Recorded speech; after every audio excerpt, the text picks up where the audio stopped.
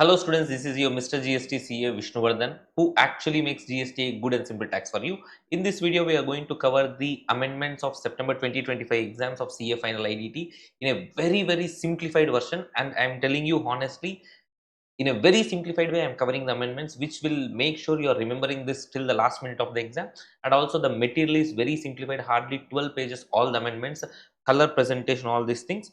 So before going to this video, please understand, already in our YouTube channel, these are the following resources available: concept marathon part 1 and part 2, where we will be covering mostly at least some 70% of the syllabus in this important, very important chapters I have covered in marathon, that you can go through. One MCQ workout marathon where 35 case study based MCQs have been discussed in just 1.5 hour time, covering 100 plus adjustments where you will be doing mistakes in the exam. All that also you can watch. And also there is how to solve first question, 14-mark question in your main exam, that is also been discussed. That video is also available. And till your exams, the resources what I have planned is nothing but the amendments quick revision video, just like that, in 10-15 minutes, full amendments. And I'm going to release a material where amendments will be covered in a very crispy way, and a short video to revise it. Even before going to the exam hall, you can revise that using that video that I will be releasing. September 25 RTP and September 25 MTP 1 and 2 I'll be releasing. For that, make sure you are subscribing to the channel and sharing this with your friends also, so that immediately when I upload the video, you will get the notification, right? So this is what all from my end. So for all updates with respect to CA Final IDT, you can join my Telegram channel here. For videos, yes, you can scan this, and for doubts, you can approach me in Instagram, CA Vishnu Vardhan, right? So hope this video is going to be very helpful for you. Enjoy this video of amendments. So if you look at the first amendment here, actually, see, this is regarding, we have actually inserted two new things in Schedule 3, that is para 9 and 10. So, you know, Schedule 3 is nothing but neither supply of food nor supply of service, right?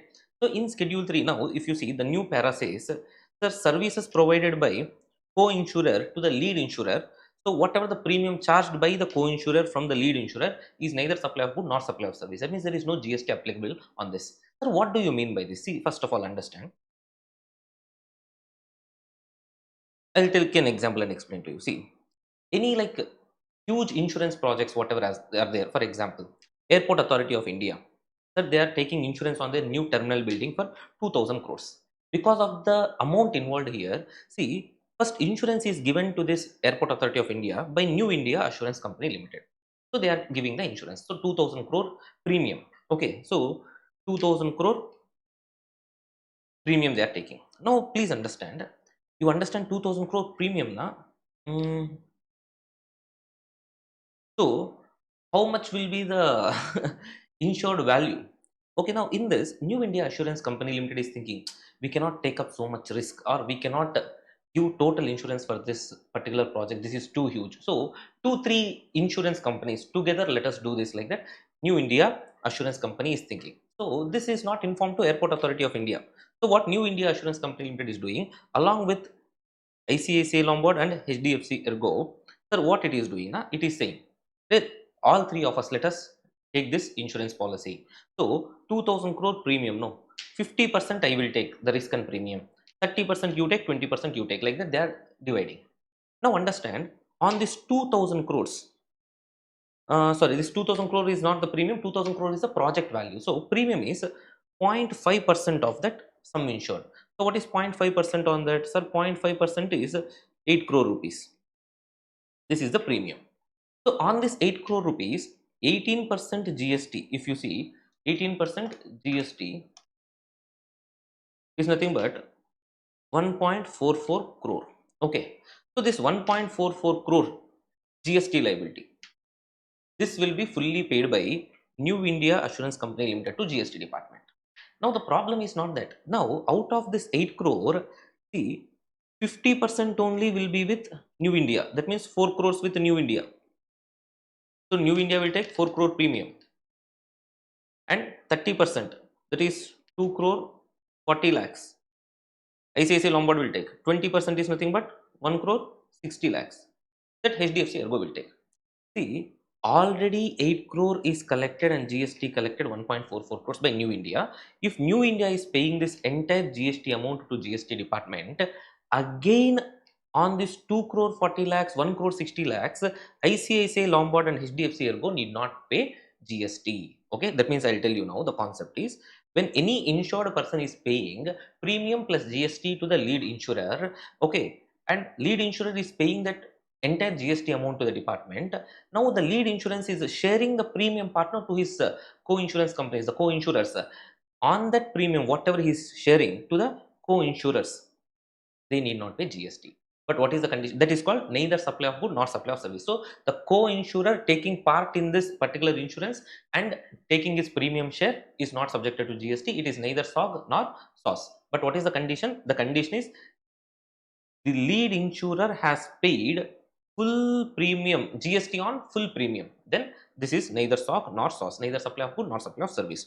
Hope you are clear with this example, all that. Okay, right. So this is the amendment with respect to co-insurance. I repeat, co-insurance, simple. Co-insurance means two or more insurance companies coming together and giving one insurance policy. That is co-insurance. Next, we will see reinsurance, that is different from co-insurance. Okay, so co-insurance means two or more people coming together and giving insurance and sharing the premium. So, first fellow who is the face, that lead insurer, is paying GST on full premium. So, when he is giving share to that respective insurance companies, that is nothing but neither supply of good nor supply of services. Again, these people need not pay GST on that. Okay, that is what the amendment. So, just now we have seen co-insurance. Now we are going to see a concept of reinsurance. First of all, understand, sir, the difference between co-insurance and reinsurance. What is the difference between co-insurance and reinsurance? Co-insurance, what it says, co-insurance is two or more insurance companies coming together and giving the insurance. But reinsurance, what happens now? See now, for example, I'm an insurance company. Okay, we were the insurance limited. Okay, keep it that way. So I'm giving insurance policy. So I'm giving insurance policies, some 10,000 crore worth insurance policies I give. And later on, I'm thinking, this much risk I cannot take. So let me just take insurance on this again. So out of 10,000 crore, let us assume some 4,000 crores, 40% I am taking reinsurance to just what I'm ceding my risk. That means I'm passing on the risk to some other person. Okay, some other insurance company. So I am taking insurance from another insurance company. So this is called reinsurance. So in this, what happens now? Please understand. I will just show you the situation. Client will pay me premium plus GST. Okay. So now what I will do, sir, when client is paying me premium plus GST, some portion of it, as I told you, 10,000 crore worth, I have taken policies. So in that, some part of it, some portion of it, I am giving the risk to some other person. So what I am doing, I am telling the insurer, sorry, I am the insurer. I am telling, the reinsurer, you take this risk. Okay, I'll give you the premium plus GST, all that. But when I'm giving this premium plus GST to you, please understand, I need some commission in that. I need some commission in that because I'm only bringing client to you. So I'm telling to reinsurance fellow, I'm only bringing client to you. So on that, even I want some commission. So what I will do now, I will give him premium fully. Whatever I have collected from the client, I will give the premium. But on that premium, he will pay GST. There is no doubt about that. That is also clear. But sir, what is happening now? On that premium when I'm giving, he should also pay me some commission. So that is called seeding commission. Okay. So on that seeding commission, we are saying that I will deduct the seeding commission and will pay to the reinsurer. On that seeding commission, there is no GST. Understand carefully. I collect premium and I give the same premium to the reinsurer also. We are paying GST on the premiums, no doubt about that. But sir, when I am giving the premium to him, I am giving business to him. Please understand. To the reinsurance company, I am giving business. So because I am giving business, he should give me commission. That commission is called a seeding commission, right? So on that seeding commission, nobody needs to pay GST. When the reinsurer has paid full GST on the seeding premium, so whatever the premium I am giving to him, on that full he is paying GST. Then again on seeding commission, we need not pay GST. It is neither SOG nor SOS. So don't worry, I have an example here. I'll explain through an example. See, ABC Life Insurance Company Limited, registered in Maharashtra, taken out reinsurance for one of its large group term insurance policies. Total premium collected is 120 crores. Portion ceded to reinsurers. Some reinsurers, for some reinsurance companies, we have ceded 40% of the premium collected. That means 40% of the premium collected, you only take and you only take that risk also. Like that, we are ceding it. Okay. Now, ceding commission agreed is 15% of the premium ceded. GST rate applicable is 18%. The reinsurance arrangement does not relate to any government notified reinsurance. That means it is not exempt under all that stuff. So now, for example, here if you see, first, I have collected total, that is ABC Life Insurance collected total 120 crores. Out of this 120 crores, 40% premium collected is seeded, correct? So 40% premium is what in this 48 crores. So if you see, gross premium ceded to reinsurer will be 48 crores. What is the commission on this? Commission on this, as we have discussed, 15%. 48 crores into 15%, how much? 7.2 crores. So 7 crore 20 lakhs is the commission which ABC should get. Okay. So what we have to do now? See, understand, ABC is the insurer. Next, GIC is the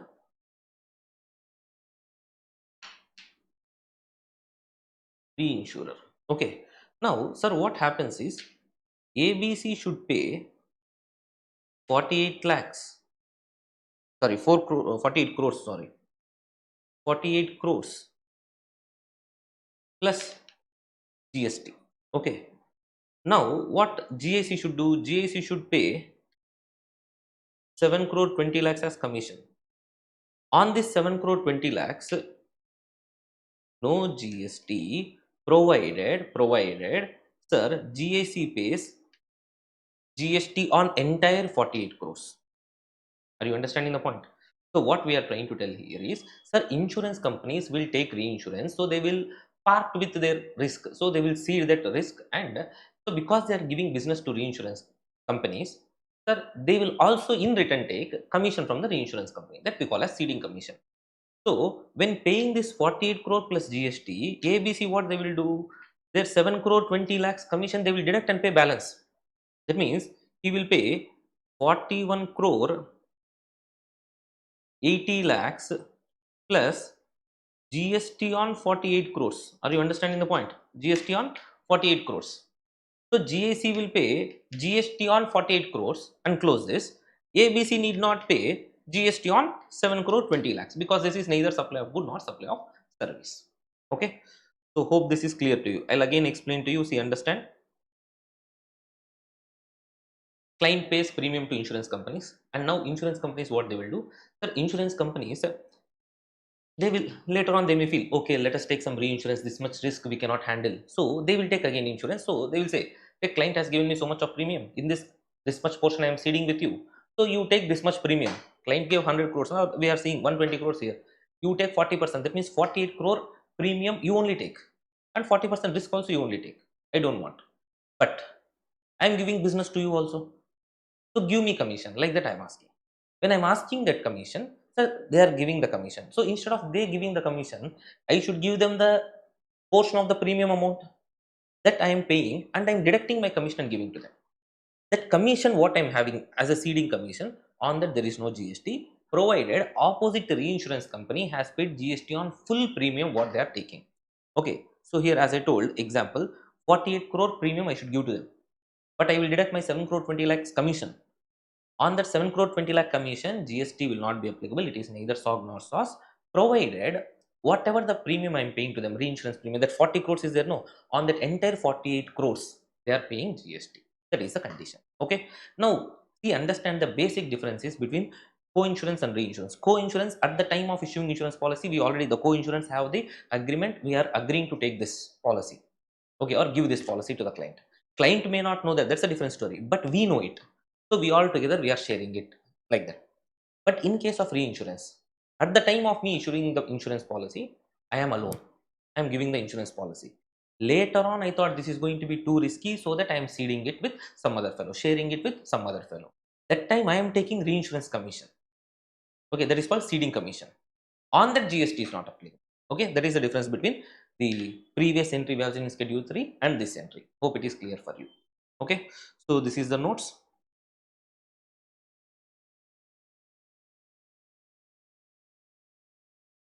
So if you see this amendment, actually, what is this now? This is just a clarification. What is this clarification all about? If you see what happens is, generally when anybody is borrowing money from banks, NBFCs, all these things, and they are entering into some loan agreement.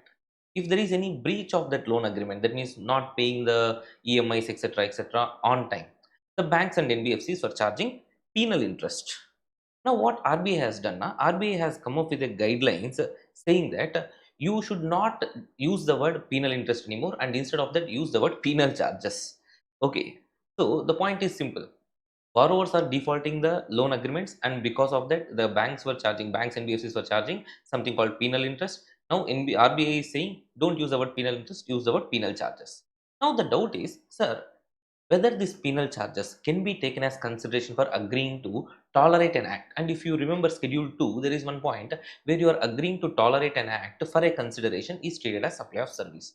So, I should be agreeing to tolerate something, for that I should get consideration, that is supply of service. But in that we would have discussed, see, breach of contract, for that whatever the penalty, whatever the interest, etc., damages you are paying, that can never be said that yes sir, I am agreeing to tolerate the breach of contract, so I will take the consideration, damages, penalty, all these things. No, for breach of contract, the penalty or the damages what you are paying are never the like consideration for tolerating the breach. Okay, so the department has clarified, see, this is never a consideration for tolerating the breach of contract. So this is just a punishment actually. So to make you like you are falling in line, you are getting some credit discipline, etc., we are charging this. This cannot be treated as agreement to tolerate an act, for that you are receiving consideration. So this is not a supply of service, there is no GST. So in simple words, see, penal interest now renamed as penal charges for breach. Why they are charging this? For breach of loan agreement. Sir, we are paying this for breach of loan agreement. Can you call this as what? Agreement to tolerate something, and for that we are paying some consideration? No, you cannot call this that way. So this is not supply of service, this is not an agreement to tolerate an act, for that you are getting consideration. No, and hence there is no GST applicability. Okay, that is what the concept here. Fine. Next, but understand, this is not applicable for credit cards or other borrowings which are covered under product specific directions. So simple, for default of these credit cards, etc., whatever the penal charges they are charging, that is very much taxable. That is what they are trying to tell. Okay, so remember that way. So this is not applicable for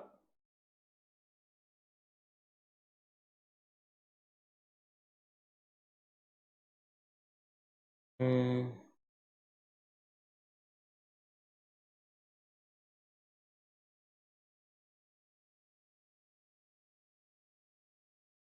but taxable in case of credit cards. Okay, so remember that. If you see the next amendment, actually, the next amendment is regarding, there is an amendment in charging section 9 subsection 1. So what they are doing in section 9 subsection 1, charging section, sir, in charging section they have given all goods or services except alcoholic liquor for human consumption is subjected to GST. That means alcoholic liquor for human consumption is not subjected to GST. There is no power to charge GST on alcoholic liquor for human consumption. Now what we are doing now, sir, you gave relaxation for alcoholic liquor from GST. That means, of course, states will charge different taxes on alcoholic liquor. But there is some raw material to manufacture alcoholic liquor, sir. That is undenatured extra neutral alcohol, or you call it as rectified spirit, whatever it is. It is just like a raw material to manufacture the alcohol. So on alcohol, there is no GST. But on the raw material, there was GST. So what they did, so they have brought this raw material also inside this. So they said, on raw material also there is no GST, on final output also there is no GST. So you can now happily consume liquor without GST, is what full and full they are trying to tell there. So undenatured extra neutral alcohol or rectified spirit, these are now removed from the charging section, so you cannot levy GST on that also. So alcoholic liquor final product also no GST, the raw material used also no GST. Not every raw material, only this undenatured extra neutral alcohol. Look at the technical name. Okay, this is also now removed from the charging section. Next amendment, if you see, regarding sponsorship services in RCM. RCM, sponsorship services, any person providing sponsorship services to any person who is a body corporate or a partnership firm, it is coming under RCM. That means supplier can be any person, recipient should be body corporate or a partnership. Now they have amended the condition in such a way, supplier should be any person other than a body corporate.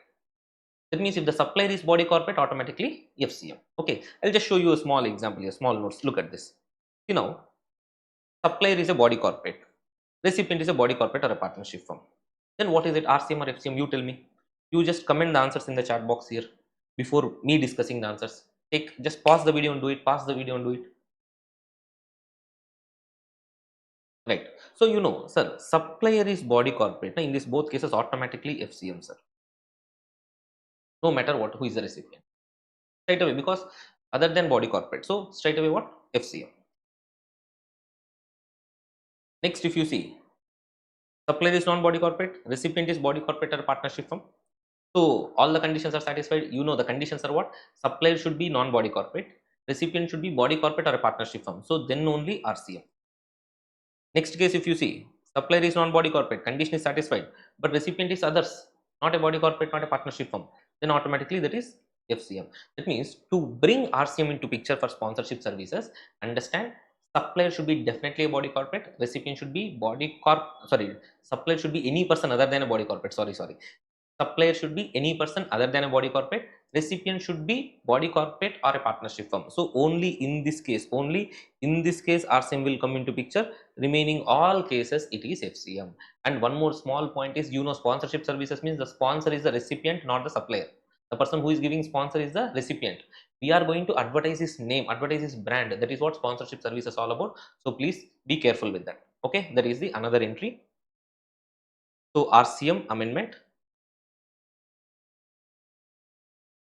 If you see the next one, again another amendment in RCM entry only with respect to renting of commercial properties. Okay, sir, with respect to renting of commercial property, renting of commercial property is taxable only. But if the supplier is unregistered person, recipient is registered person. Recipient is registered person other than who has opted for composition scheme. Earlier, this other than who has opted for composition scheme was not there. Now, through amendment, they have added this. So, what is the impact of this? If you ask me, I will show you again here. See, renting of commercial property. Supplier should be unregistered person, recipient should be registered person not opting composition scheme, then only RCM. Remaining all cases FCM. So you just pause the video and see what is this and comment the answers in the video, like give me in the comment box. Pause the video and you try. Okay, so here first case is satisfying the condition. Supplier is unregistered person, recipient is registered person. So this is RCM. But remaining cases, if you see, supplier is unregistered person but recipient has opted for CS, means composition scheme. That means FCM only will come. Remaining all cases FCM, FCM. Correct? Registered person straight away FCM. So if you see in these two cases, second case and third case, you will get a doubt. Sir, if supplier is unregistered person, you are saying FCM, who will pay GST? Nobody will pay GST. Okay, that means it is taxable, but there is no person who is there to collect that and give to the government. Okay, it is just like drinking tea is taxable, but if you are drinking tea in a hi-fi restaurant, but if you are drinking tea in a roadside restaurant, roadside tea stall, sir, it is taxable, but there is no person to collect GST and give to the department. So the second case and third case is like drinking tea in a roadside tea stall. Okay, first case, of course, roadside tea stall only, but a registered person is going and drinking, so RCM. So fourth case is like drinking tea in Taj Hotel. Okay, so that is what the point. Hope it is clear for you. Very simple amendment. Please be very careful. Good chances of being tested as an amendment or like adjustment in the problem or a separate case study based question also. So the next one, if you see again, another clarification here. See, this is regarding, e-commerce operators are liable to pay GST under notified services under section 9 subsection 5 supplied through them. Okay, in this case, the doubt was that e-commerce operators are supposed to pay their GST liability under 9 subsection 5. Are they supposed to reverse any ITC on the inputs and input services they are using to provide their services as an e-commerce operator? First of all, when we decode this particular concept of e-commerce operator, let us take this Rapido bike taxi example. That if you look at their tax liability, they'll have tax liability in two different cases. One is because they are providing services to the drivers there, they are charging commission from the drivers. So they are getting some commission or consideration from the drivers. So Rapido or any other e-commerce operators, because they are providing the platform, they are connecting with the customers, they are connecting the suppliers with the recipients, these e-commerce operators will get some commission. So that means this e-commerce operator, in this case Rapido, is purely acting as a supplier, collecting consideration, liable to pay GST. So this liability they are supposed to discharge under section 9 subsection 1 generally. Okay, so when the e-commerce operator is discharging the GST liability as a supplier, sir, it can discharge its GST liability either using ITC balance or using cash balance. Okay, that is fine. But now the problem is, sir, this Rapido is liable to pay GST under section 9 subsection 5 as an e-commerce operator, and when they are discharging this liability, please understand, they have to pay this GST liability using only cash balance. They cannot use ITC balance, because this is nothing but, understand, e-commerce operator will collect consideration plus GST, and on behalf of the supplier they will go and pay GST to the government. While paying this GST to the government as an e-commerce operator under section 9 subsection 5, e-commerce operator cannot use ITC balance. So here full and full this liability 9 subsection 5 liability should be settled only in cash. Okay, that is first clarity for you.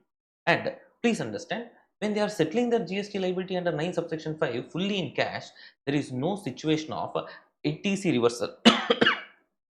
Sorry, ITC reversal on inputs services used by such e-commerce operator to provide service as an e-commerce operator will not arise. So please understand, simple. What is this all about now? For this e-commerce operators, tax liability will come in two circumstances. One is 9 subsection 5, the other is 9 subsection 1. 9 subsection 5, as an e-commerce operator, fully they should pay in cash. Because they are fully paying in cash, no reversal of ITC concept will come into picture, because they are not using any ITC balance to pay this. Second one, 9 subsection 1, as a general rule. So as a general rule, supplier is liable to pay GST on the supplies made by him. So in that case, e-commerce operator is providing a platform, electronic platform to the suppliers. For that, e-commerce operator is charging consideration from the suppliers. On that, GST is payable by the e-commerce operator. But for providing these services as an e-commerce operator, Rapido might be having some corporate office paying rent to that, paying GST to that, might be taking some audit services, paying GST on that. Like this, anything would have been purchased by them. On that, they would have got ITC that they can happily set off. So, if it is a GST liability, normal GST liability for Rapido, for their sales, for the services they have provided, they can use ITC balance if sufficient, otherwise, cash balance is there. No, sir, they are discharging the GST liability as an e-commerce operator for the services supplied through it. Okay, under 9 subsection 5. That liability they should definitely discharge by cash. Okay, ITC cannot be used. And here ITC reversal concept also will not arise, because e-commerce operator liability as 9 subsection 5 is fully discharged in cash. Okay, so always remember, these people are having liabilities to discharge the tax liability, or we can say responsibilities, in two different cases. 9 subsection 1 for the sales they are making, 9 subsection 5 for somebody making sales through e-commerce operator through 9 subsection 5. Okay, that we have to understand. Hope this is clear for you. So notes is also given clearly. So that is what all about the clarification, easy one. The next amendment is nothing but a clarification, my dear friends. The clarification is regarding whether Delhi Development Authority is treated as a local authority. So why this doubt has come into picture? Now, please understand, in RCM we have seen, sir, any local authority providing services to a business entity are taxable under RCM. Okay, if at all it is a taxable one, it is taxable under reverse charge basis. Now, sir, Delhi Development Authority, is it a local authority? So that the services provided by Delhi Development Authority to business entities, whether it comes under RCM, was the doubt. Then the department has clarified, sir, local authority definition as per section 269, it is not meeting the requirement. So Delhi Development Authority, DDA, cannot be called as a local authority, sir. Hence, the services provided by DDA are not covered under RCM. That's all. Only lengthy points, that's all. But apart from that, concept is very simple. Delhi Development Authority is not a local authority. Services provided by them to business entities are not subjected to RCM. That means, hence what it is, FCM only. So that is what the point. Okay, this is the clarification. So the next amendment is regarding some clarification with respect to place of supply for online services supplied to unregistered recipients. Here the problem arising is, please understand, mainly for any services which are supplied through online, through e-commerce operators, etc., or OIDR services or online money gaming. That means, see, for example, any services like AstroTalk or online consultancy, or OIDR services means you can take Netflix example, or online money gaming you can take Dream 11, Rummy Circle, etc. So for these type of people, you can understand the nature of services they are providing, because they are providing the services using technology to people living across various states, all that stuff. When they are doing their billing, what is happening is, in their bills, in their invoices, they are not recording the name of the state from which the customer is coming from. Because of this, what is happening now, sir, we are not able to determine the place of supply properly, and we are not able to share the revenue to those respective states properly. So now what has happened now? The department has clarified that as per section 12 subsection 2, if you see, any services supplied to an unregistered person, the place of supply shall be, if at all you have his address, the recipient address in your records, that address itself will be the place of supply. If you don't have his address in the records, then your address, that is the supplier address, will be the place of supply. Now, what the department has clarified now, if you are providing any services through e-commerce operator, this online or digital services, or any OIDR services like online information data access and retrieval services, okay, and online money gaming services, these people, what you have to do now, it is mandatory for you. What is it mandatory for you now? To take the address of the recipient. Address of the recipient means not door number, all these things required. At least make sure you are taking the name of his state. Okay, so the state name is mandatory. So for you, take the state name of the recipient. That is what? Mandatory. That is mandatory for you. Okay, so this itself will become what? The place of supply, and that you have to file when you are filing your GSTR 1 or 1A, as the case may be. Give the details of place of supply of your recipients and pay the taxes accordingly. So I repeat, place of supply will be the name of the state recorded in the invoice.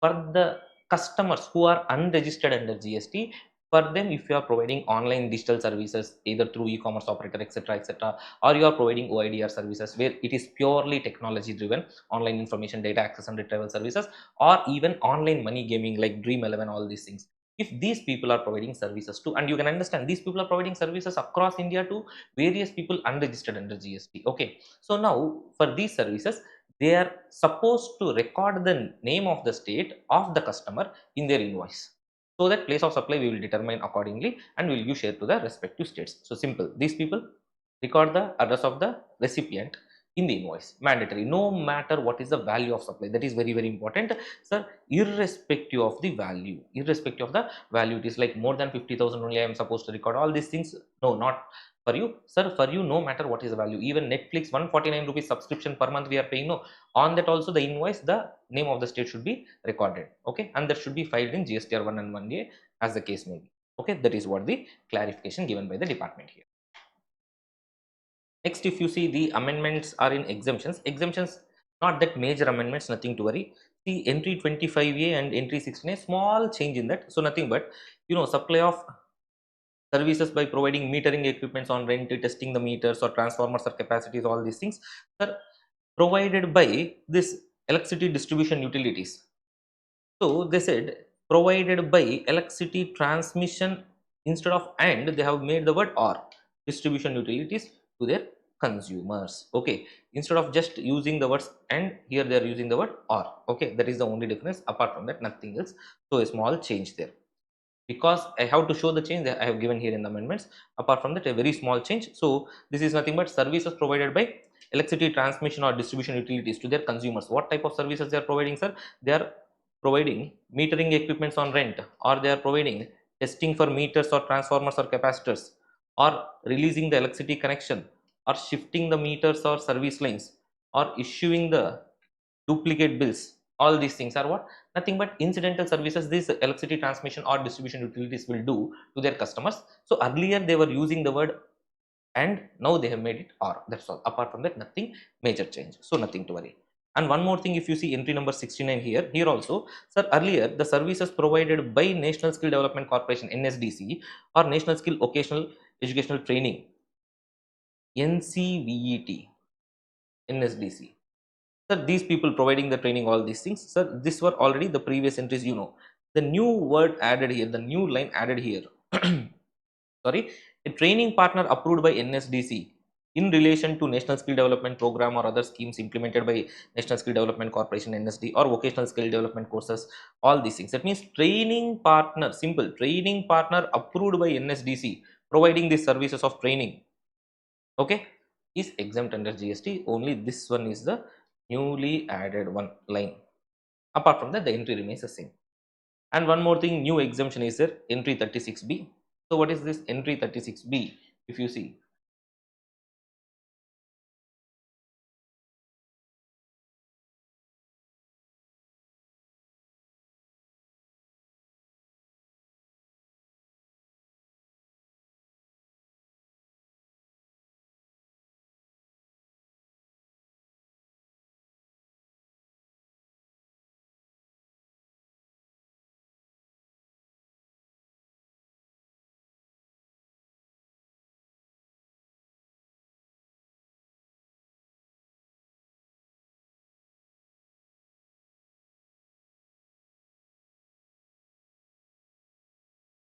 So the next one, if you see the clarification regarding this, what is this clarification all about? Now this is all about, sir, Municipal Corporation of Delhi. Municipal Corporation of Delhi, what it is doing? Now, it is receiving various services such as housekeeping, civil maintenance, furniture maintenance, and horticulture from Facility Management Agency. Now, the point is that there is something called Entry 3A in exemptions, which says any person providing services which are entrusted to panchayat or municipalities under Article 243G or 243W, provided to central government, state government, union territory, local authority, government authority, or government department, it is exempt under GST. Any person providing services entrusted to panchayat municipality under 243W, 243G to government or governmental authority, government department, local authority, all that exempt under GST. Now the doubt is, can this Municipal Corporation of Delhi can claim this exemption? Was the doubt. Can claim exemption of the services provided by this facility management agency? Was the doubt. Understand, this Municipal Corporation of Delhi is taking the services of housekeeping, civil maintenance, furniture maintenance, horticulture, all these things. These services are not something which are entrusted to municipality or panchayats. They will not come under entry 3A. So it is very much taxable. That is what the clarification here. So the services provided by this facility management, such as housekeeping, civil maintenance, furniture maintenance, all are not supplied in relation to performing any functions entrusted to municipality. Okay. So they cannot claim exemption under entry 3A. So they are very much taxable under GST. That is what the clarification. Right. The next one is nothing but a clarification actually. This clarification is based on, if you remember in exemptions, we have seen something like acquiring bank settling the amount where the transaction value like settlement is less than or equal to 2000 rupees up to 2000 rupees in single transaction routed through credit card, debit card, charge card, all these things, where the acquiring bank is charging commission, all that exempt under GST, all this you have seen if you remember. So simple here, when you are swiping the card, your acquiring bank is settling amount up to 2000 rupees in single transaction. For that, the acquiring bank will charge commission from the merchant. That means whatever you are swiping the card and you are settling, the merchant will get the amount only after getting the commission deducted. So this acquiring banks will charge commission. When the acquiring bank is charging commission, see, even if it is up to 2000 rupees also commission is there, even if it is greater than 2000 also commission is there. The only thing is, if the settlement each transaction is less than or equal to 2000 rupees, that commission will not attract GST. That means commission is there, but GST is not there.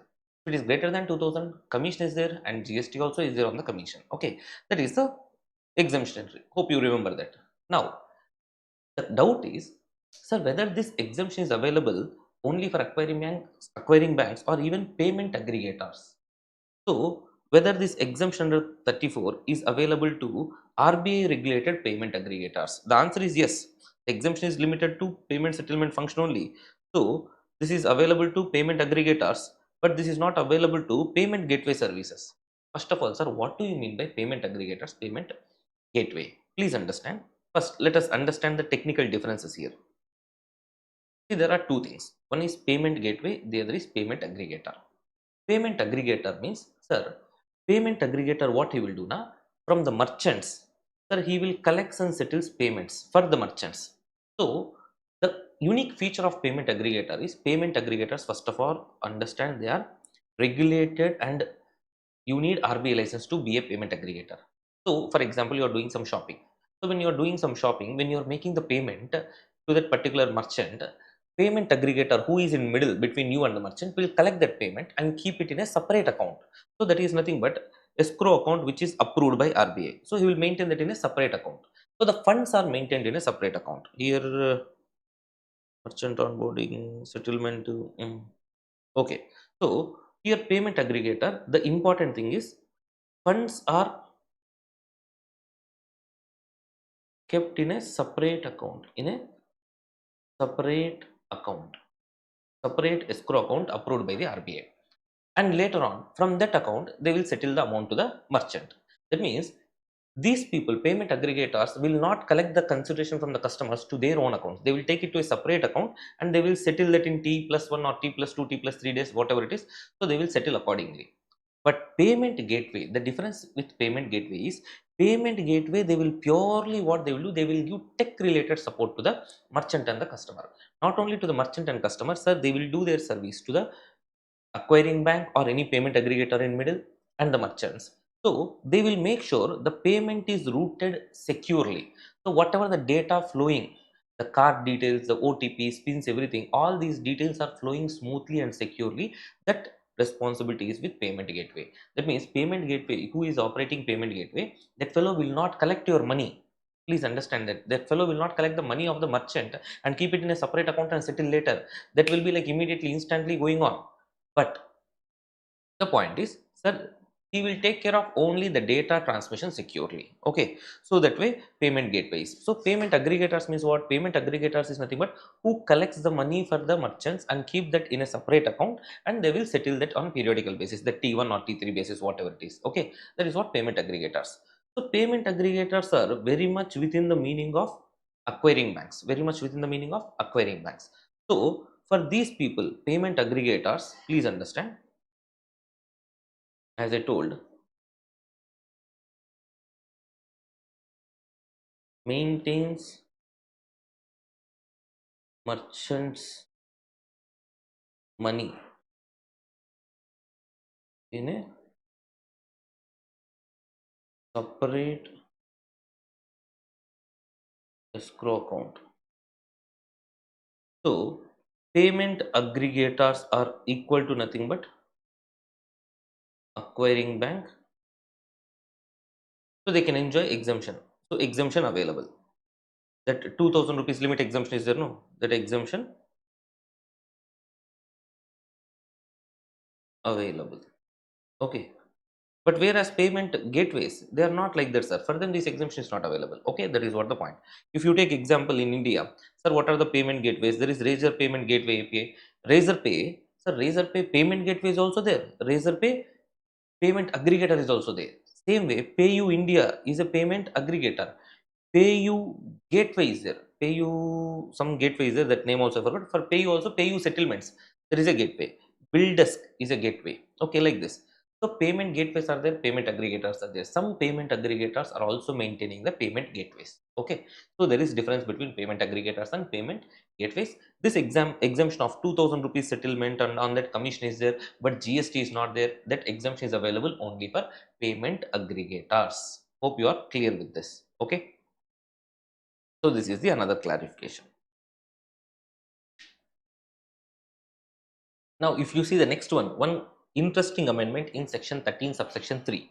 So what is section 13 subsection 3, sir? Time of supply for services covered under RCM. So tasks for services, tasks for sauce covered under RCM. Okay, time of supply for services covered under RCM. You know, generally time of supply for services covered under RCM are nothing but date of payment next 61st day from the actual date of invoice, not due date, actual date of invoice.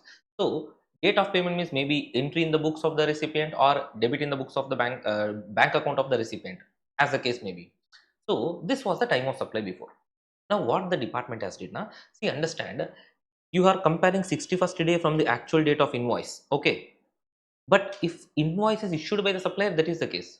But in case of reverse charge mechanism, there is a concept of self invoice also, where supplier is unregistered, recipient has to generate invoice on himself. Self invoice concept we have seen.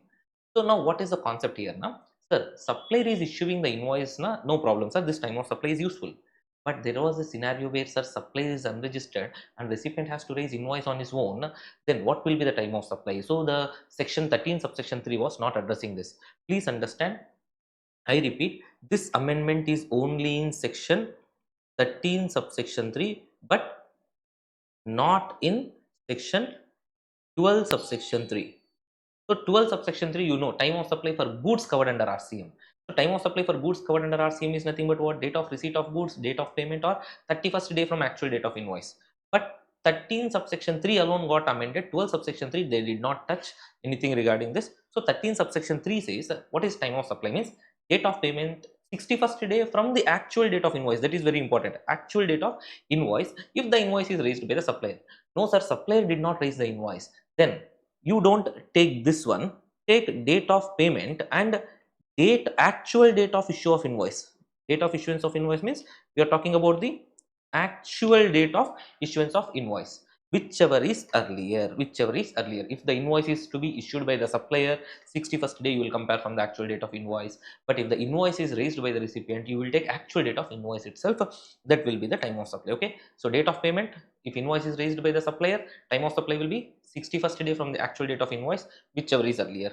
No sir, if the invoice is raised by the recipient, date of payment and actual date of invoice of the recipient when the invoice has been raised by the recipient, whichever is earlier. So if it is FCM, you will compare, sorry, if it is supplier raised the invoice, you will compare point 1 and 2. If the invoice is raised by the recipient, you will compare point 1 and 3, whichever is earlier. Okay, hope it is clear. I repeat again, section 13 subsection 3 alone got amended, section 12 subsection 3 doesn't have any such amendment. So 13 subsection 3 says, sir, invoice is raised by the recipient, now time of supply is simple.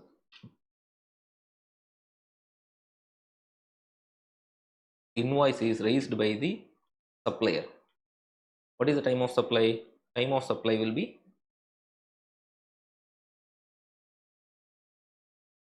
date of payment or 61st day from actual date of invoice, ADOI, whichever is earlier. No sir, invoice is raised by the recipient himself. So recipient himself. Then what is the time of supply? The time of supply will be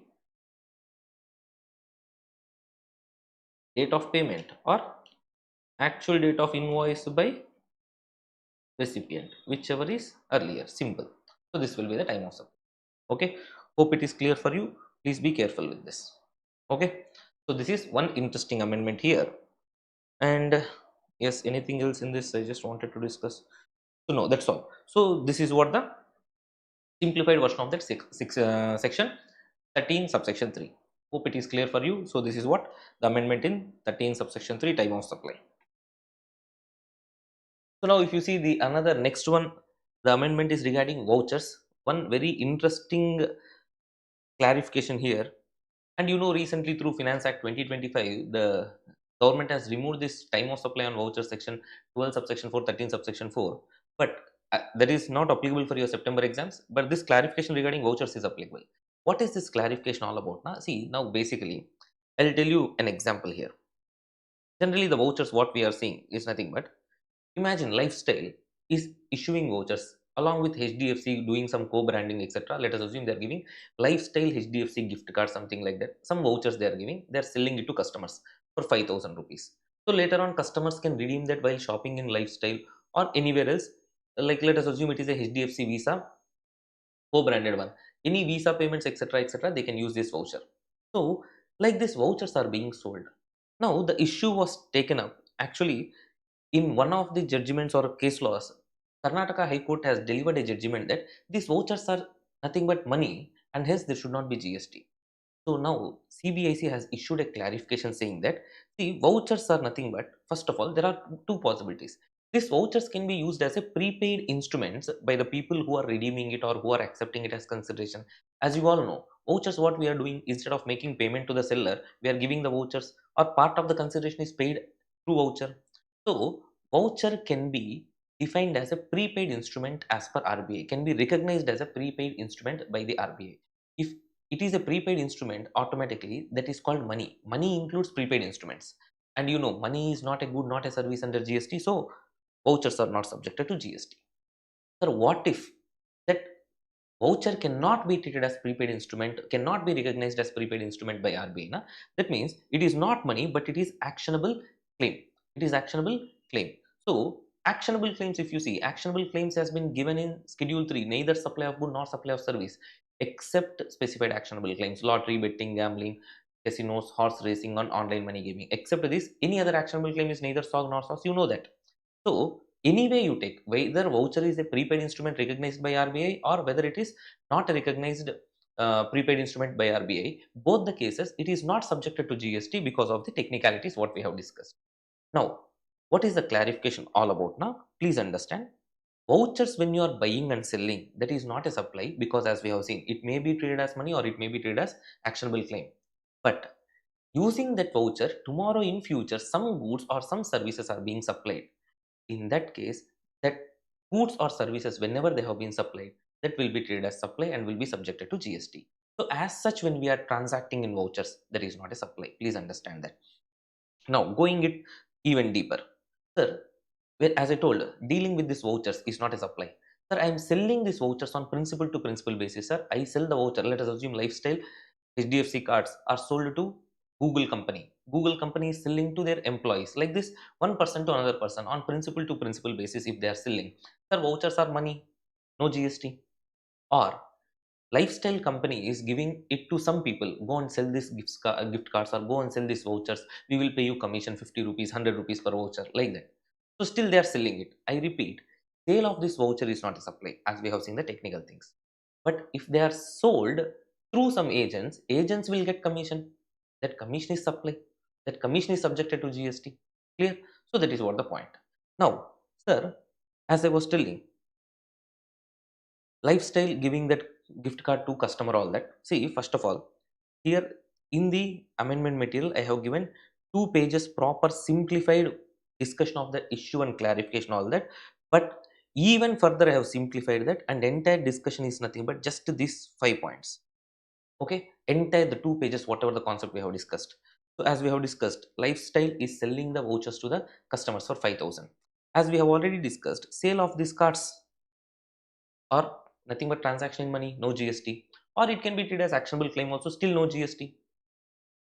Sale of goods or services using that vouchers are the underlying products. So in that case, that goods and service will be subjected to GST.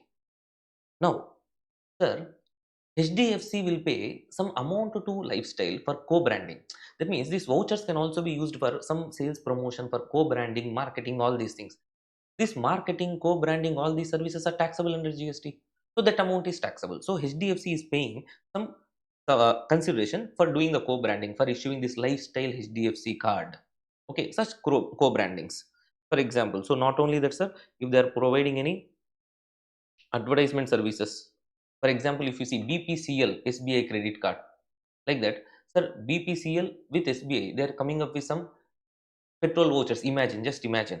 Or Amazon Pay is coming with ICAI some vouchers, gift vouchers, etc.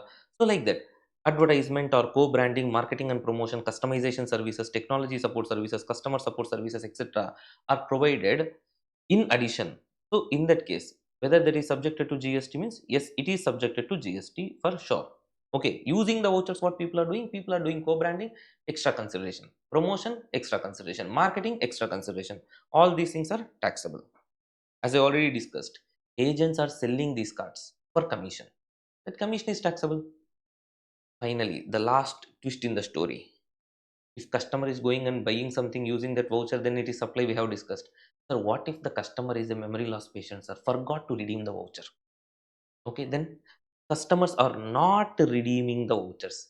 Then when the customers are not redeeming the vouchers, then if the voucher remains unused or unredeemed, these companies which are issuing the vouchers have sold the voucher and received money, but nobody came to redeem anything from that voucher. So they will book this as an income called breakage. So these companies which are issuing the vouchers will recognize this as an income called breakage, and there is income called breakage. But for this, they did not supply any goods or services. So under GST, I can say no supply is made. Hence, no GST is payable. So this is what the concept regarding voucher. Okay, see, 2 pages concept entirely, just these 5 points. Hope this is very much clear for you. So the next one, if you see, there is a small amendment in section 17 subsection 5 blocked credits. See, if you see in that, earlier we have seen any tax paid under section 74, 129 and 130, the ITC is blocked.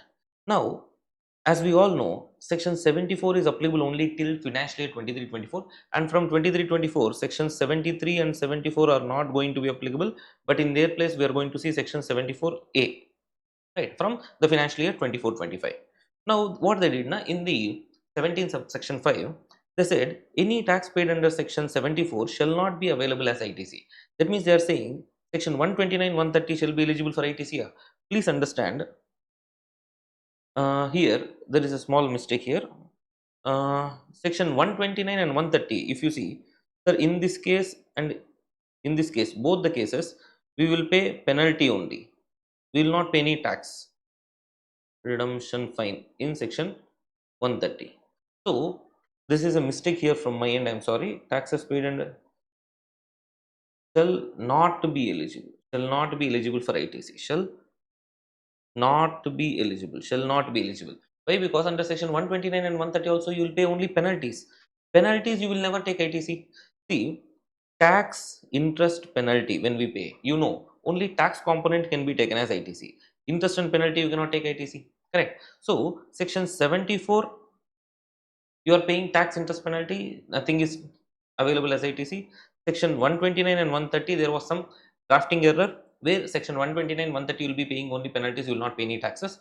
So that however it is not eligible as ITC. That is what the concept. Now if you ask me, sir, section 74A, under this I will pay tax interest penalty, can I take ITC now? You can take ITC tax only but not interest and penalty as of now. Okay, so maybe we don't know, in future they may amend this with 74A, but as of now, sir, this is what the position of the law they are trying to tell. Earlier it was section 74, 129, 130, whatever you pay tax you cannot take ITC. Now they have said just section 74 you cannot take ITC, your ITC is blocked. Why? Because section 129 and 130, however you are not paying tax there, you are just paying penalties there, so automatically you are not eligible for ITC. That is what the amendment. Now, one interesting clarification in ITC chapter actually. So, your friends or anybody would have struggled it to understand, or you would people would have explained it in a very like what complicated way. All that very simple one, just looks like little bit lengthy one. Apart from that, very easy one. Please understand that. What is this concept? Now, see, I'll explain this with my artistic skills here. Okay, the original equipment manufacturer. This is mainly with respect to cars. There was a doubt. See, for example, there is a factory which is manufacturing cars, and there are dealers, who are selling the cars or any goods you take. I repeat, this clarification is equally applicable for all the goods. Okay, what is this concept now? See, there is original equipment manufacturer factory. Near the factory, they are manufacturing all these things, and at the factory gate itself, what the dealer will do, dealer will go to the factory gate and take the delivery of the goods whatever he is buying from the original equipment manufacturer. So the delivery is happening, the delivery of these goods is happening at the factory gate of the original equipment manufacturer. So dealer will go there and take the delivery. So what happens, sometimes dealer itself, he will go take his vehicles and take the goods, or dealer will ask, sir, original equipment manufacturer, you only arrange some vehicle and send, we will take care of the cost, we will take care of the insurance, whatever it is, or if you are paying also, no problem, we will reimburse to you. Like that they will discuss. So here the point is, as per the contract, if you see, we call this as X works contracts. X works contract. Okay, so that means your X will not work here. So X works contracts now, sir, where the dealer will own the goods at the original equipment manufacturer's factory gate itself. So the goods are handed over to the transporter, and the OEM, the original equipment manufacturer, completes the delivery at the factory gate. At the factory gate itself, original equipment manufacturer is like, what? Okay, fine, my responsibility is over. Like that, he is leaving. Okay, so in that case, please understand that the original equipment manufacturer responsibility is ending at the factory gate.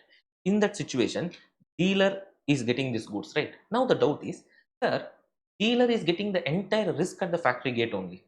Still, this car, this goods has to travel from original equipment manufacturer factory gate to dealer's showroom or dealer's business premises, all these things. That means dealer has not yet taken physical delivery of the goods, sir. But in section 16 subsection 2, conditions for availing ITC, there is a condition that you can avail ITC only if you have actually physically received the goods. Then only you can take ITC. Correct? So do you remember that only after the actual receipt of goods or services you can take ITC? Here, sir, I got the ownership, actual ownership at the factory gate, sir. But goods are still in transit. Goods are still coming to my place. The vehicles are still coming to my place, or goods are coming to my place. They are still in transit, sir. I have not physically received them. Can I take ITC? Is the point of the dealer. Now the department has observed this situation closely and told, hey, here at the factory gate itself, you are getting the ownership, you are getting total risk. So we will give you ITC then and there itself. Don't worry.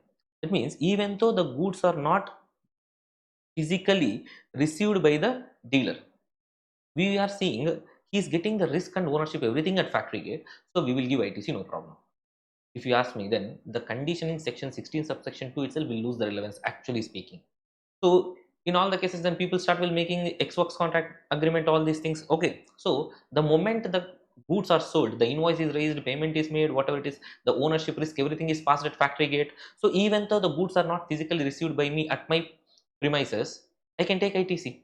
Okay, so now dealers are enjoying. Yes, super sir, nice clarification like that. And this clarification is equally applicable. This clarification, this same principle is equally applicable to other goods also. But point is, you should bring the goods for business purpose. If you are diverting it for non-business purpose, or in middle the goods are lost or stolen or destroyed, written off, disposed of, section 17 subsection 5 block the credit is there, you cannot take ITC. That is basic thing, sir.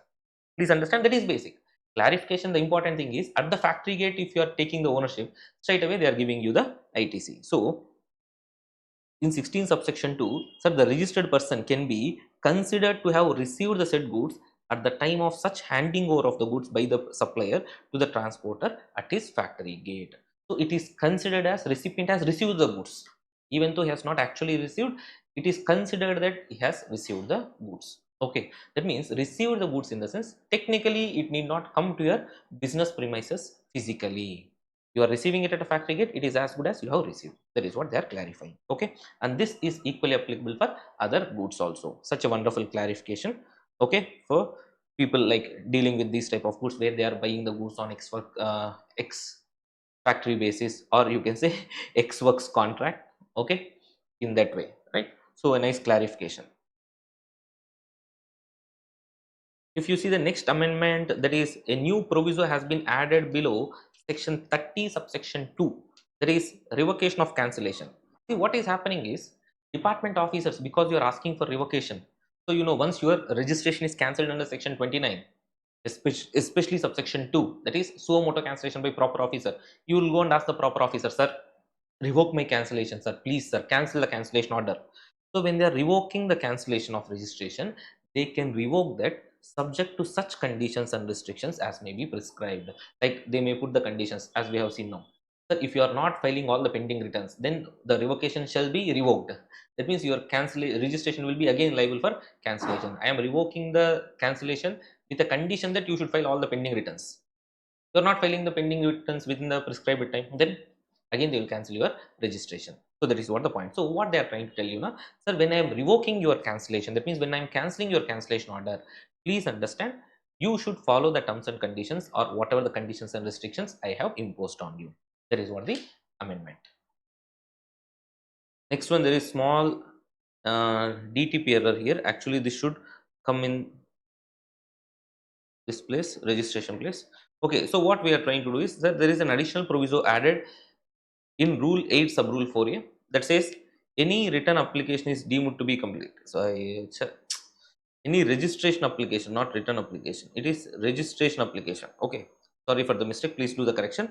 Registration application is deemed to be complete when, if Aadhaar authentication is not opted. Sir, when you are applying for GST registration and you are not opting for Aadhaar authentication, your registration application is deemed to be completed only if you have taken the photograph and verified your original documents at facilitation centers.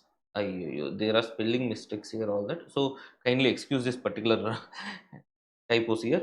So this is nothing but simple. In this, what we are trying to tell now, if you are making a registration application, and in that registration application, if you are not opted for Aadhaar authentication, that Aadhaar authentication is not opted. Because of that, sir, you take your photographs and verification of your original documents at the facilitation centers. I am seriously, my DTP person has did so many spelling mistakes in this. My mistake also there. Okay, so registration application is deemed to be complete when Aadhaar authentication is not opted. So after taking the photograph and verifying the original documents of the facilitation at the facilitation center only, this registration application is deemed to be completed. So the next amendment is the new rule 47A in rule 47A. Sir, what is this rule 47A? Na? This is linked to the amendment what we have seen in section 13 subsection 3, time of supply for services covered under RCM. So for the time of supply for services covered under RCM, we have seen, if the recipient is required to raise the tax invoice, sir, as per 9 subsection 3, 9 subsection 4, who is liable to pay tax under reverse charge mechanism, if that fellow has to raise tax invoice, sorry, where supplier is unregistered. So in the law, there was no time limit for him when he has to raise tax invoice. So now we are bringing a time limit for him also. So if the recipient is required to raise tax invoice, the tax invoice which has been referred in Rule 46, if that has to be raised by a person who is liable to pay tax under Section 9, subsection 3 or 4, that means if the recipient is supposed to raise the tax invoice, as we have seen in Section 13, subsection 3, I repeat. So in such cases, he has to raise the tax invoice within a period of 30 days from the date of receipt of the said supply of goods or services. Simple. Recipient, now you are also having a time limit to raise tax invoice, no matter if it is goods or services. For both, we have given the time limit. The time limit is, if at all you are a recipient covered under RCM, maybe goods or maybe services.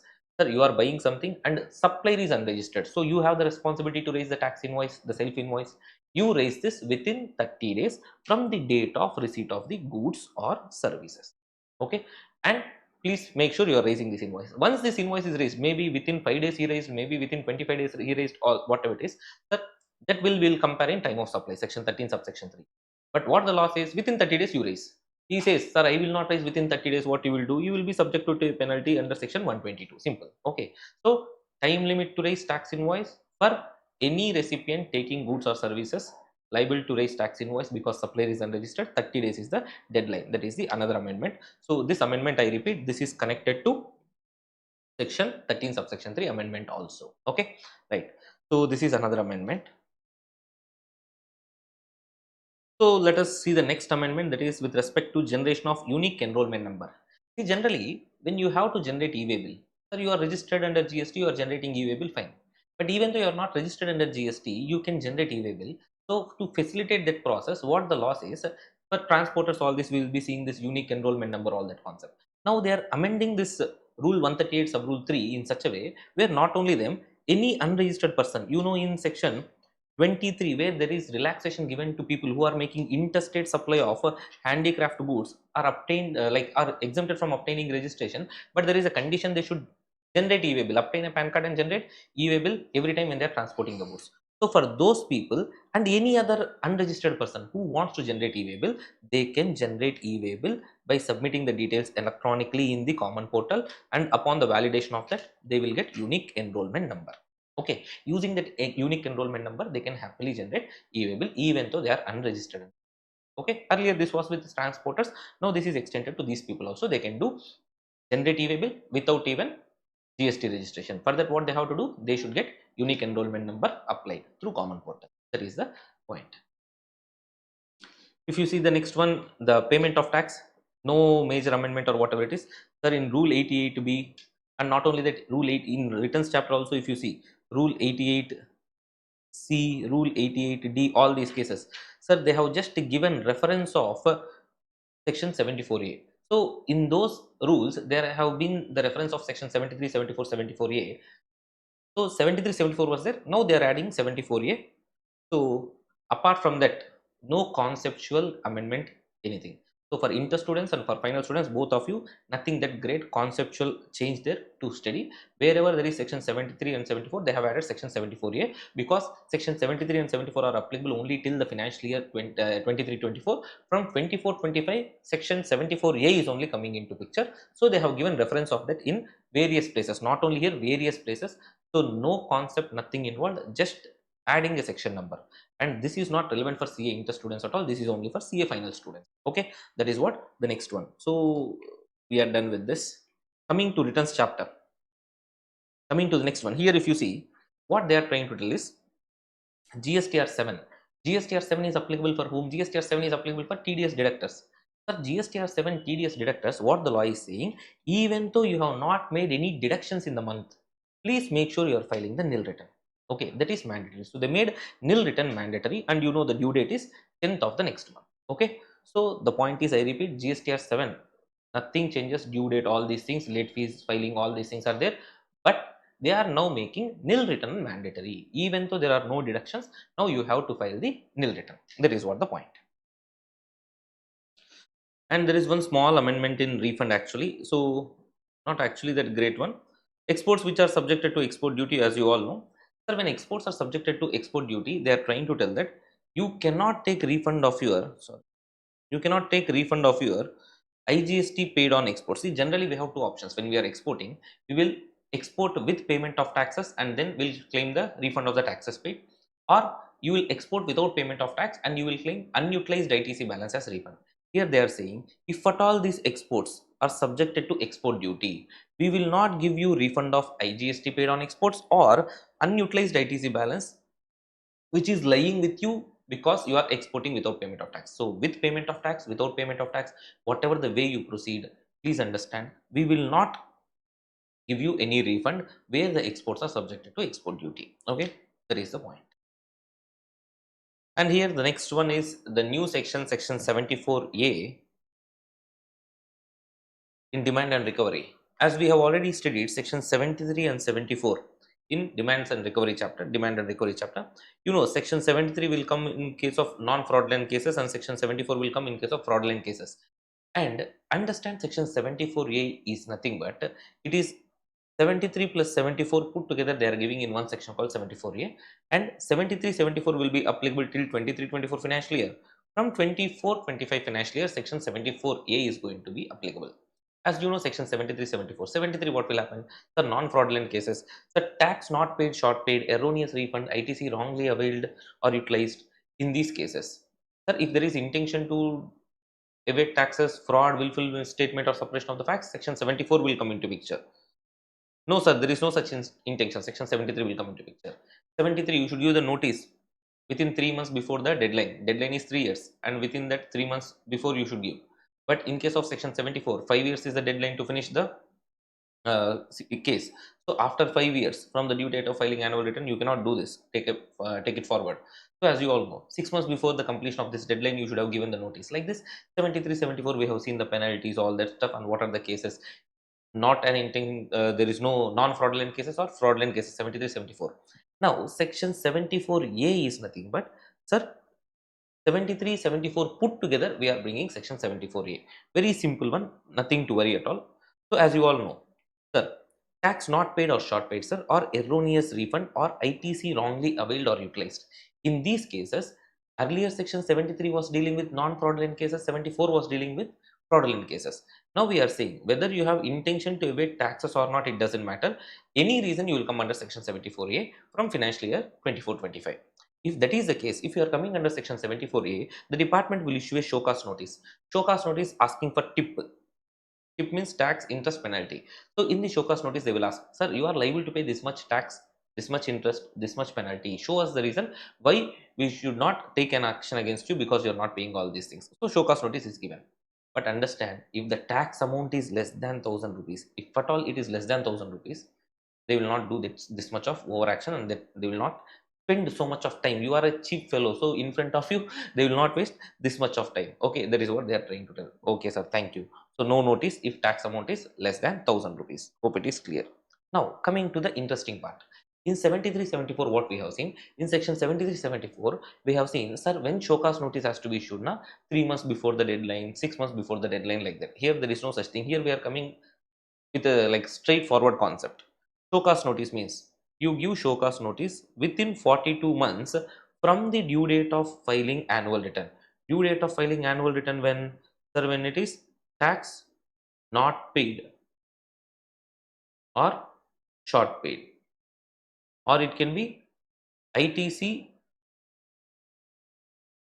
ITC wrongly availed or utilized cases. In those cases, sir, if it is erroneous refund, from date of erroneous refund within 42 months, the department has to issue show cause notice.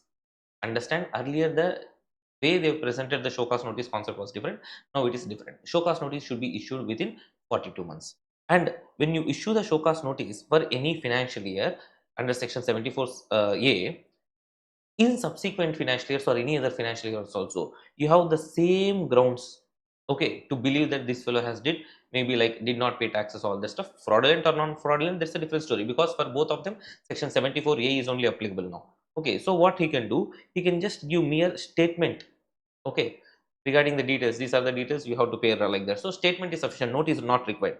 The statement itself is deemed to be a notice. That means already section 74A notice has been given now. In any of the other financial years, on the same grounds, if they feel that this person is liable to pay tax, interest or penalty, then merely if they are giving statement, that is more than sufficient. No need for separate notice. That statement itself will be treated as notice. Okay, sir. Now here the interesting part is 74. Remember this 74A subsection 5 clause 1, 74A subsection 5 clause 2.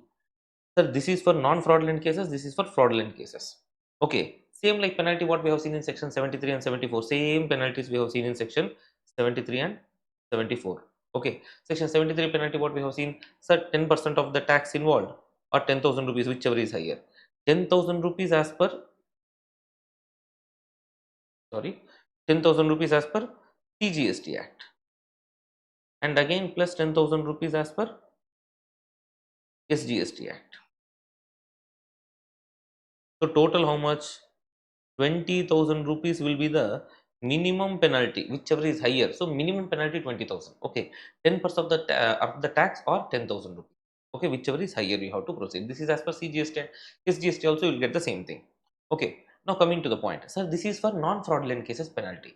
If it is fraudulent cases, so there is an intention to do fraud, or there is willful misstatement of facts, or there is suppression of facts. In such cases, 100% of the tax involved will be treated as penalty or imposed as penalty. Same section 73, 74 guys, just they have mixed both and gave it in the new section.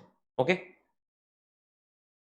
now proper officer what he will do, as you all know, after considering the representation he gave the notice, so you gave the reply. After considering the reply, then he will issue an order saying how much, say this much is the tax, this much is the interest, this much is the penalty, like that they will mention and they will give an order. And this order when they should pass is interesting. Sir, they should pass this order within 12 months from the notice date. So notice you should give in 42 months. That means what? 3.5 years we can say. And you should pass order within 12 months. That means 1 year. So total how much? 4.5 years. And sir, this can be extended by commissioner or not below the rank of joint commissioner for another period of maximum 6 months. That means total 5 years. Within 5 years you should finish the story.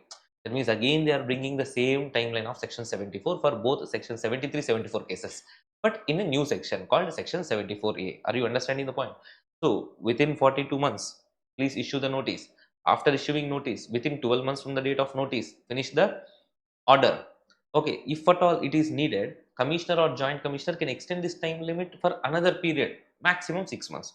So totally put together, it is coming 5 years. So this is the time period within which you should close this particular notice. Okay, hope it is clear for you till now. So now, as you already know, in section 73, 74, we have seen the relaxation. What is the relaxation?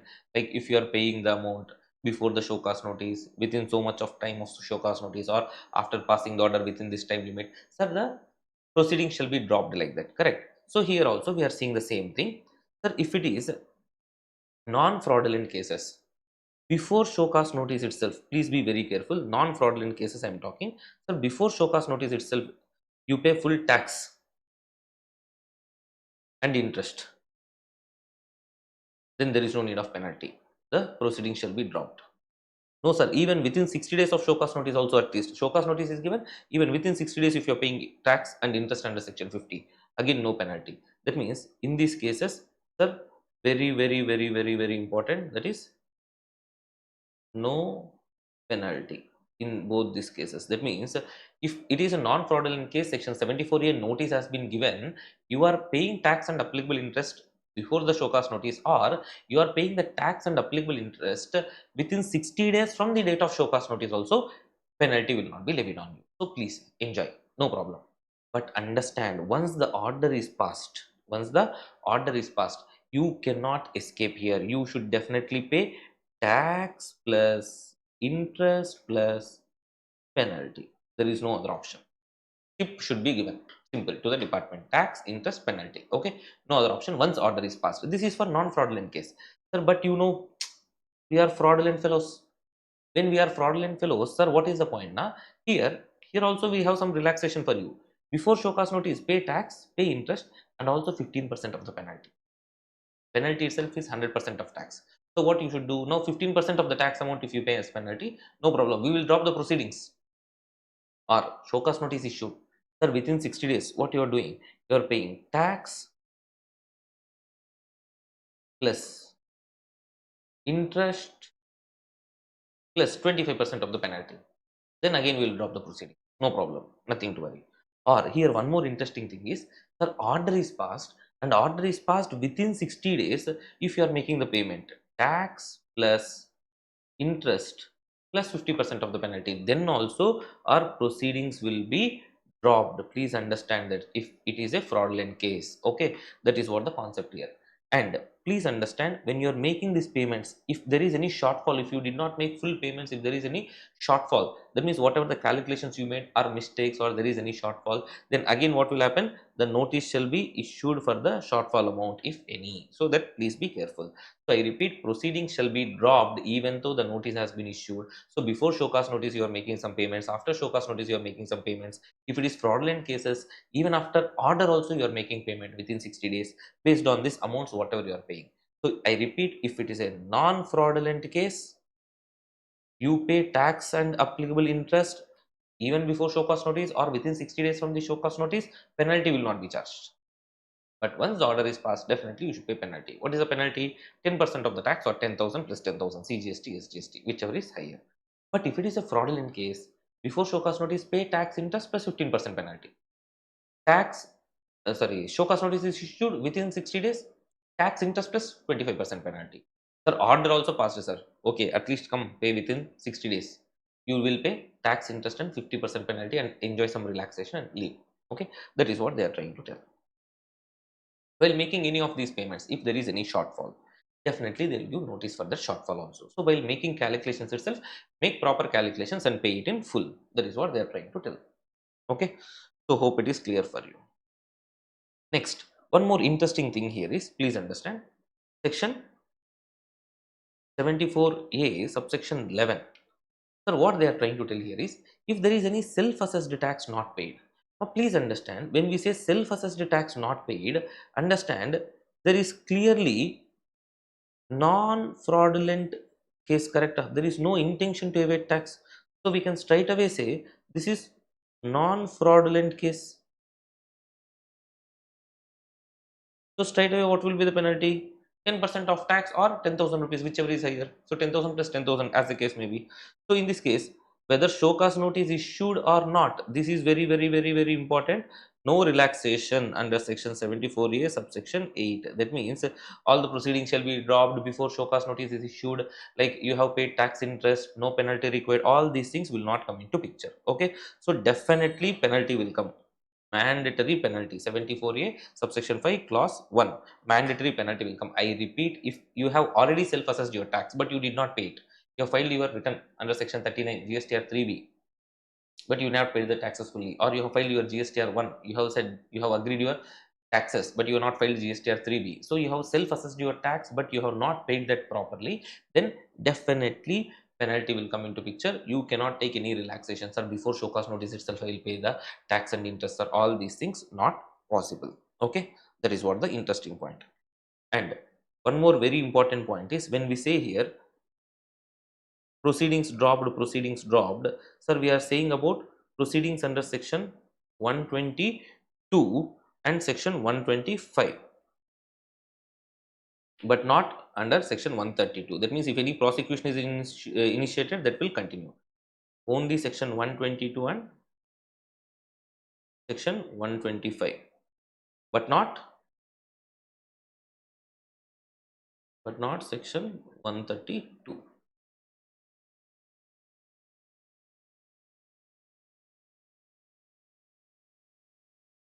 Okay, so please be careful with this. When we are saying here, if you pay these amounts, proceedings will be dropped. Proceedings will be dropped means only section 122, 125 penalty proceedings will be dropped. Section 132, if any prosecution has been initiated, that will not be dropped. You will be happily sent to the birthplace of Lord Sri Krishna. Nothing to worry. Happy journey. Okay, that is what the concept. With that, we are done with section 74A. So the next one is the new subsection, section 75 subsection 2A. What it says, nothing but, as we have been seeing, 74A reference, here it is. Sir, when the department has issued the notice and passed an order invoking the penalty under 74A subsection 5 clause 2, that means saying that, sir, there was fraud, there was willful misstatement, or there was suppression of facts, like that they have given the notice. But sir, in front of the appellate authority or in front of the appellate tribunal or court, it is not established. It is not established that there was fraud. It was not established there was willful misstatement. It was not established that suppression of facts was not there. In that case, penalty will be like as usual, 74 years subsection 5 clause 1. That means simple. There is no fraud. So it is 10% or 10,000, whichever is higher. So normal one. Non-fraudulent case penalty will come into picture. Simple.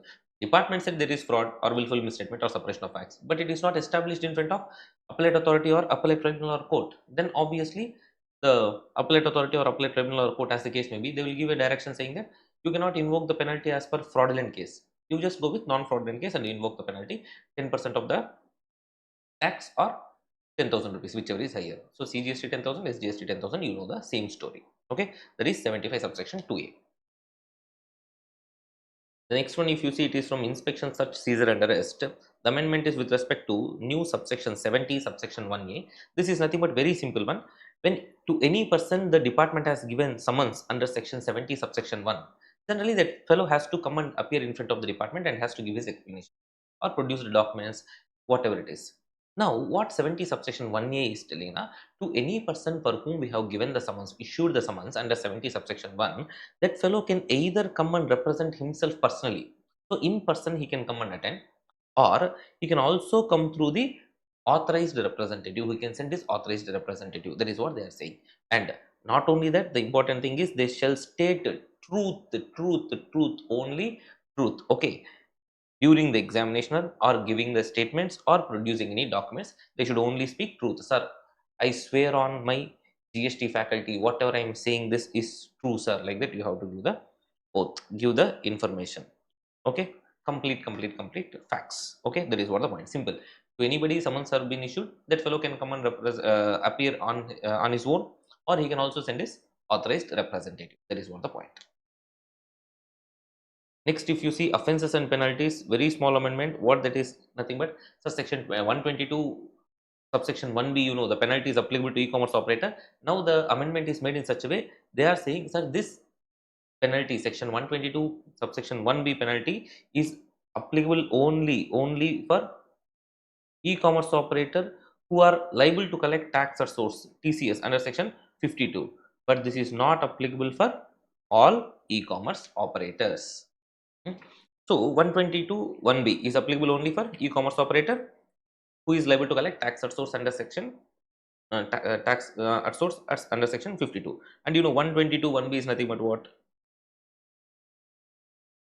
10,000 rupees plus 10,000 rupees or 100% of tax involved. Okay, that is what the penalty. Okay, fine. So I repeat, section 122 subsection 1B is only applicable for e-commerce operator who is liable to collect tax at source under section 52. So hope you remember section 122 1B when it is applicable, all that.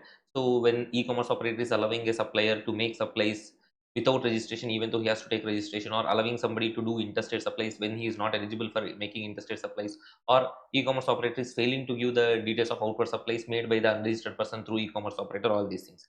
So this penalty, okay, very simple one. Offences and penalties, seriously you are blessed to have only this amendment. So if you see the next amendment with respect to appeals and revisions, there is a change in maximum pre-deposit amount under section 107 or 112 when the taxpayer is going for an appeal under section 107 with appellate authority or under section 112 with appellate tribunal. You know, there is a mandatory pre-deposit. That mandatory pre-deposit has been now amended little bit. So you know, when you are going for an appeal in front of appellate authority, what is the pre-deposit you should do? Sir, whatever you have admitted the liability with respect to tax, interest and penalty, tip, tax, interest, penalty, that much admitted liability fully you deposit, and plus balance whatever you are not agreeing, 10% of the disputed amount, maximum 20 crores plus 20 crores. 20 crores under CGST, 20 crores under SGST. So 40 crores will be deposited as a pre-deposit before going for an appeal in front of the appellate authority. Now, earlier it was 25 crore, 25 crores, total 50 crores. Now that was changed to 40 crores. Okay, that is the amendment. Now, sir, if you are going for an appeal in front of the appellate tribunal, then the taxpayer, guys, understand this is mandatory pre-deposit by the taxpayer, by the taxpayer, because department will not make any mandatory pre-deposit. Okay, so in front of appellate tribunal, what is that now? Same admitted liability, tax, interest, penalty, 100% whatever you have admitted, and whatever the disputed amount is there, that 20% of the disputed amount and maximum 20 crore plus 20 crores will be the amount. See, please understand, this amount whatever you are paying, this is in addition to the deposit made before appellate authority. So already before appellate authority you have deposited 10% of dispute amount or 20 crores plus 20 crores, whichever is less. Okay, that much you are depositing. Plus now if you are going to appellate tribunal, again another 10%, 20 crore plus 20 crore you have to deposit. Okay, whichever is less. So that means maximum here 10% or 40 crores. Here already you have deposited the 10% or maximum 40 crores, plus again another 10% or 40 crores. Earlier it was 20% and 50 crore plus 50 crores, total 100 crores was there. Now there is a change here. Okay, so this is what change in the pre-deposit amount. And I repeat, appellate tribunal, when you are going for appeal, taxpayer, in addition to the pre-deposit whatever you made with appellate authority, in addition to that you have to make this 10% or 40 crores. Okay, maximum 40 crores. That means 10% or 40 crores, 20 plus 20, whichever is less we have to take. And the next one more thing here is, see, the section 112 has been amended in such a way where the department is filing an appeal in front of appellate tribunal. So department is challenging the appellate authority order and filing an appeal with appellate tribunal. This should be done within 6 months actually. But if within 6 months, if the department is not filing an appeal also, still the appellate tribunal will condone the delay, will admit the appeal filed by the department. But if it is not more than 3 months delay, that means 6 months over, even after 6 months, sir, within 3 months, if you are filing the appeal, still the appellate tribunal will entertain the appeal filed by the department. I repeat, appellate authority has passed the order, department wants to challenge it. So wants to challenge it in front of appellate tribunal. So for that, the time limit is 6 months. Within 6 months, they have to file the appeal in front of appellate tribunal. Within that 6 months, they did not file, department. So what the appellate tribunal, what section 112 is saying now, even after 6 months is over, within 3 months, after the expiry of 3 months, after the expiry of 6 months, after the expiry of 6 months, within 3 months, that means 6 months plus 3 months, simple. If you are filing the appeal, still the GST appellate tribunal will entertain your appeal, will admit your appeal. That is what the point. So students, we have finished amendments in a really simplified way and very quickly. We have covered all the amendments applicable for your September 2025 exams. I have given my level best here, so hope it was very useful for you. Share this video to your friends who are writing this upcoming September 25 exams. And one last thing is, this moment is really crucial for you. You will be literally drained out, mentally stressed, all that, but that is obvious common. Only one thing remember, you should always enjoy your preparation. So believe in yourself, success is definitely going to like come to your doorstep. So only thing, fight till the last minute, and as I always say, enjoy your preparation, right? Wishing you all the very best. This is your Mr. GST signing off. Jai Hind.